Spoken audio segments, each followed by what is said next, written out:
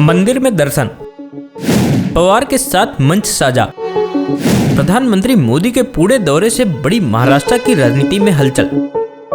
नमस्कार दोस्तों, मैं रतन सिंह और आप सभी का ट्रिगर न्यूज में स्वागत है। प्रधानमंत्री नरेंद्र मोदी आज मंगलवार 1 अगस्त को पुणे में हैं, जहां उनका विभिन्न विकास परियोजनाओं के उद्घाटन और शिलान्यास का कार्यक्रम है। इसके साथ ही प्रधानमंत्री नरेंद्र मोदी को लोकमान्य तिलक पुरस्कार से सम्मानित किया जाएगा। इस बीच खबर है कि राष्ट्रवादी कांग्रेस पार्टी एनसीपी के प्रमुख शरद पवार पीएम मोदी के साथ मंच शेयर कर सकते हैं, जिसके बाद विपक्ष खेमे में हलचल तेज हो गई है।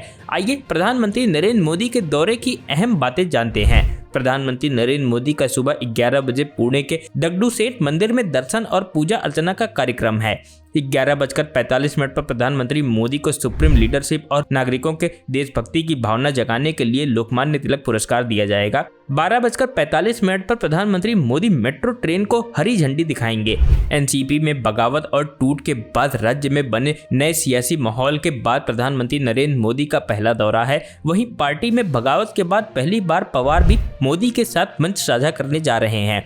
पवार के प्रधानमंत्री मोदी के कार्यक्रम में जाने की खबर के बाद महाराष्ट्र विकास अघाड़ी में हलचल तेज हो गई है। उद्धव ठाकरे गुट वाली शिवसेना और कांग्रेस ने पवार से मंच न साझा करने की अपील की है। प्रधानमंत्री मोदी और बीजेपी के लिए लोकसभा के हिसाब से महाराष्ट्र एक अहम राज्य है। उत्तर प्रदेश के बाद सबसे ज्यादा 48 लोकसभा सीटें इस राज्य में हैं। वहीं 2024 में लोकसभा के साथ ही महाराष्ट्र में विधानसभा के चुनाव भी हैं। प्रधानमंत्री मोदी इसके पहले कई मौकों पर शरद पवार की सार्वजनिक तौर पर तारीफ कर चुके हैं। उन्होंने कहा था, यूपीए सरकार में पवार एकमात्र ऐसे नेता जिन्होंने मेरी मदद की। प्रधानमंत्री ने एक बार शरद पवार को अपना राजनीतिक गुरु और मार्गदर्शक बताते हुए कहा था कि पवार साहब ने मुझे हाथ पकड़कर राजनीति सिखाई। प्रधानमंत्री मोदी के कार्यकाल में शरद पवार को पद्म विभूषण से सम्मानित किया गया। सिर्फ प्रधानमंत्री मोदी ही नहीं, शरद पवार भी प्रधानमंत्री मोदी की तारीफ कर चुके हैं। शरद पवार ने कहा था, मेरी राय थी कि गुजरात के सीएम के खिलाफ प्रतिशोध की राजनीति न हो। उन्होंने ये भी कहा था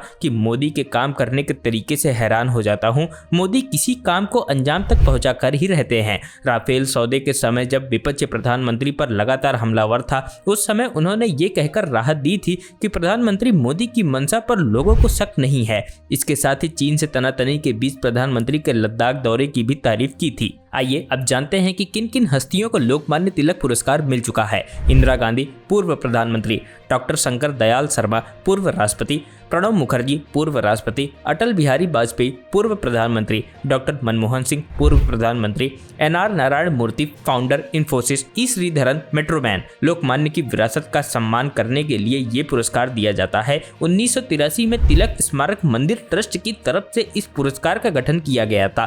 तब से हर साल 1 अगस्त को लोकमान्य तिलक की पुण्यतिथि पर यह पुरस्कार दिया जाता है। लोकमान्य तिलक पुरस्कार पाने वाले प्रधानमंत्री मोदी 41वीं हस्ती हैं। Bureau report trigger news.